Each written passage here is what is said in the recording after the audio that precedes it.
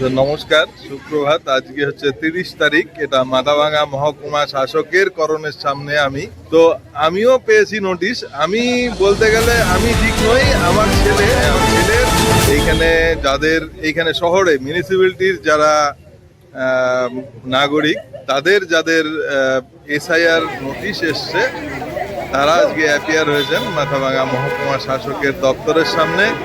এখানে এসআইআর এর শুনানি হবে। বিভিন্ন ধরনের ডিসক্রিপেন্সি, কারো নামের স্পেলিংয়ে ডিসক্রিপেন্সি, কারো ডকুমেন্টসের ডিসক্রিপেন্সি, সেগুলো নিয়ে যেই প্রক্রিয়াটা দীর্ঘদিন ধরে চলছে বিভিন্ন জায়গায়, সেটারই কন্টিনিউশনে মাথাভাঙায়।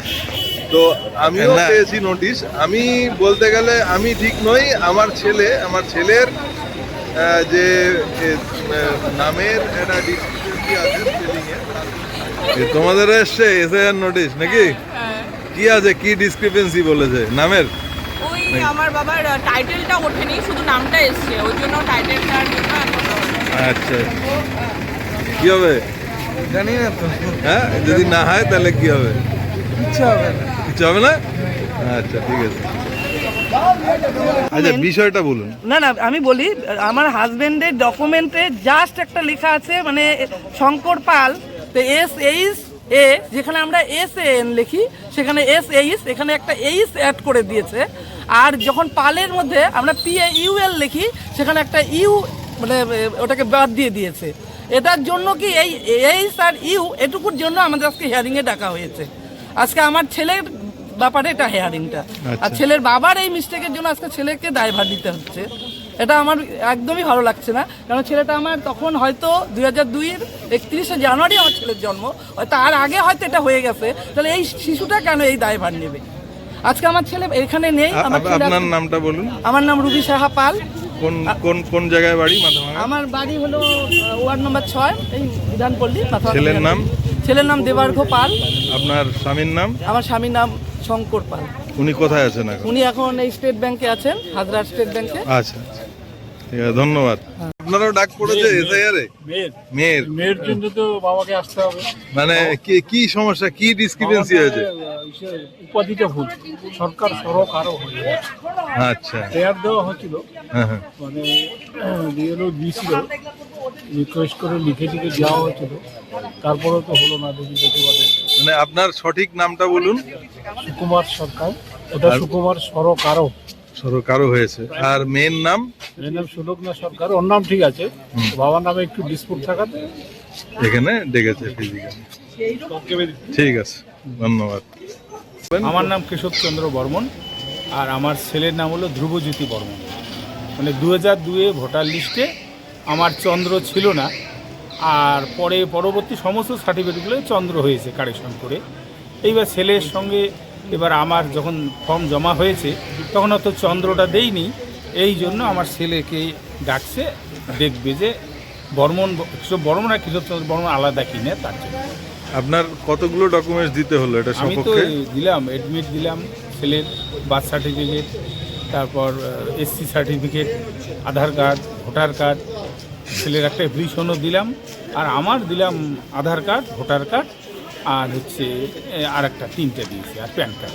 ভেতরের প্রক্রিয়াটা কি হয়? ভিতরের প্রক্রিয়াটা প্রথমে গিয়ে কাগজগুলো সবগুলো খুঁটিনাটি ভালো করে দেখে নিচ্ছে, নিয়ে আবার ফটো তুলে নিচ্ছে। ক্যান্ডিডেট নিজে থাকলেও নিচ্ছে, আর বাড়ির লোক থাকলেও তারও ফটো তুলে নিচ্ছে। ধন্যবাদ।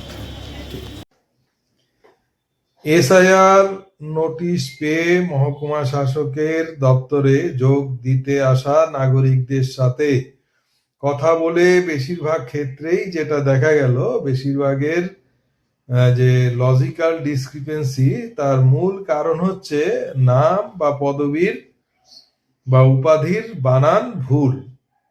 এবার আমার ক্ষেত্রেও একই ঘটনা হয়েছে। আমার যেটা হয়েছে সেই উদাহরণটা দিই, তাহলে পরেই আপনারা বুঝতে পারবেন। আমার যে টাইটেল সেটা লিখি HORE, হোর, এবং বাংলায় হয়কার ডয়বিন্দুর।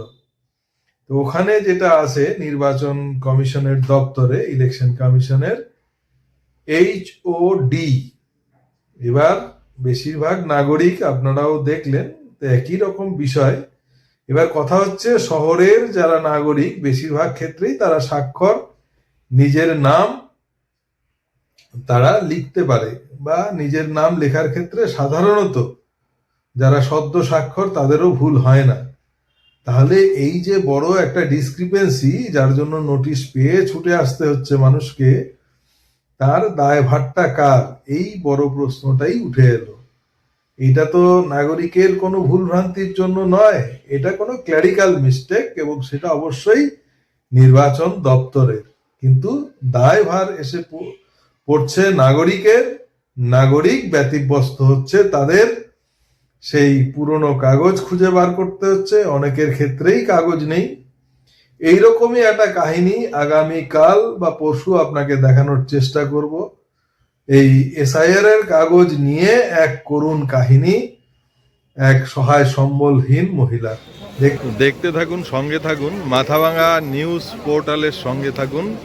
এই ধরনের স্থানীয়, রাজ্য তথা জাতীয় এবং আন্তর্জাতিক খবর এবং তার বিশ্লেষণের জন্য মাথাভাঙা নিউজ পোর্টাল MNP।